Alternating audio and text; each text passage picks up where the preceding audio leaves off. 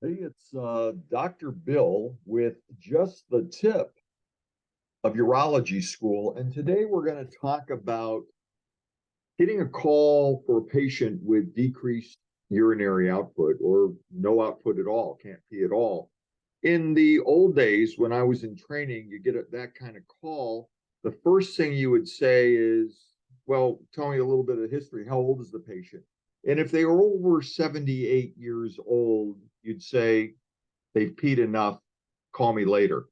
That doesn't work anymore. And now we should take a better look at a particular assessment that our new nurse practitioners, physician assistants, medical students, interns and residents, and fellows should be following.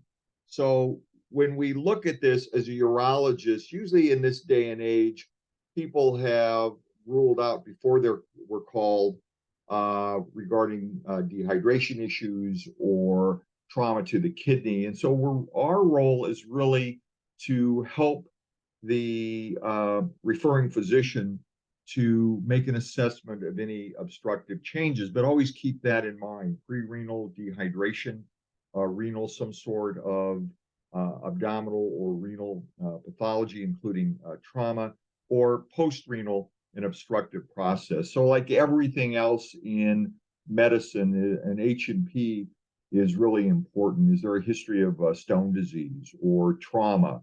Is there an oncologic history? Remember that prostate cancer and cervical cancer can grow and obstruct the ureters bilaterally deep in the pelvis. So that's really an important question.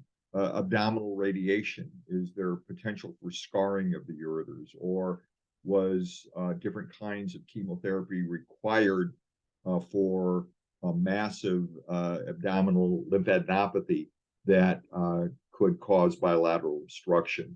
Is there a history of BPH, or is the patient utilizing medications for BPH? Physical exam, look for signs and symptoms of dehydration or fluid overload. Is there any flank tenderness? Suprapubic fullness, maybe the bladder is full and there's an outlet problem. Any evidence of genital trauma, meatal stenosis, vaginal prolapse. Remember that vaginal prolapse can be a significant etiology to otherwise healthy people, but a significant etiology to a bladder outlet obstruction, leading to that call for concerns and help with management.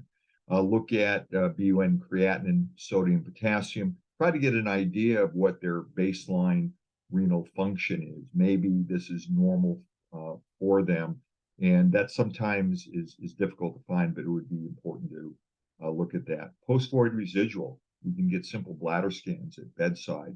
Have the patient attempt to urinate and see how much urine is left behind, or better yet, get an assessment if they haven't been able to pee, how much urine is actually in the bladder.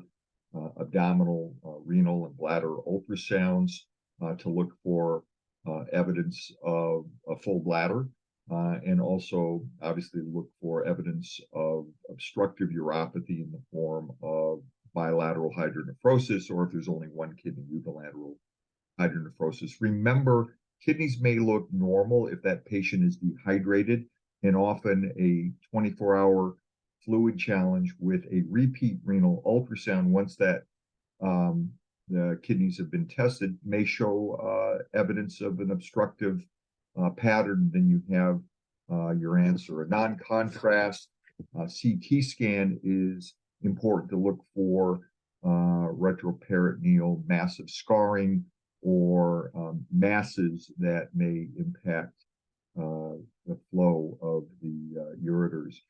At some point, it always helps to get a nephrologist involved, although in my experience, usually nephrology has already been called.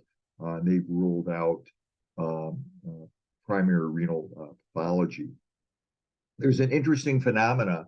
If you are lucky enough to find an easy fix and it's an obstructive problem, and you relieve that obstruction either with a Foley catheter, decompression, impression of vaginal prolapse, suprapubic tube, or even bilateral nephrostomy tubes, you can often see something called post-obstructive diuresis. And that comes from a number of reasons. It's usually self-limiting, but if your BUN is very high, usually 80 and above, you can get a diuresis that occurs from this as the BUN or as the nitrogen is clearing, as the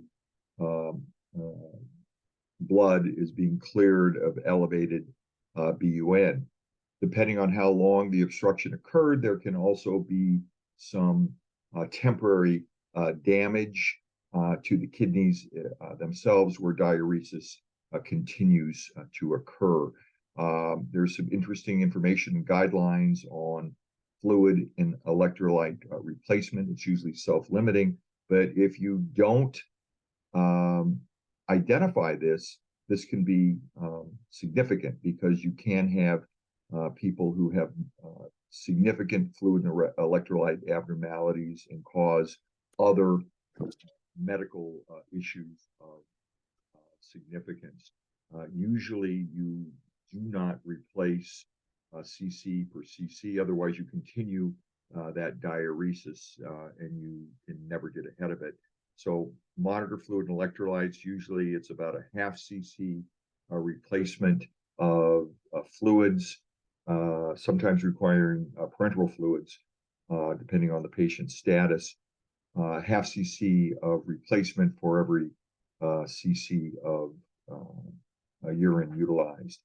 Also remember that there are various levels of obstruction, and as mentioned before, gynecologic cancers, cervical cancers, and prostate cancers can cause bilateral ureteral obstruction. So placing a Foley catheter or a suprapubic tube may be draining the system that is distal to the obstruction. So be very careful of that and realize that at some point, if this is not working, then your situation may require bilateral nephrostomy tube placements. Most hospitals have the advantage of incorporating interventional radiology into their system, and they are another great source of co-managing these patients. Anuria, oliguria, decreased urinary output, interesting phenomena and something that you will commonly be called on to assist in management. Dr. Bill with just the tip of urology school talking about anuria and oliguria.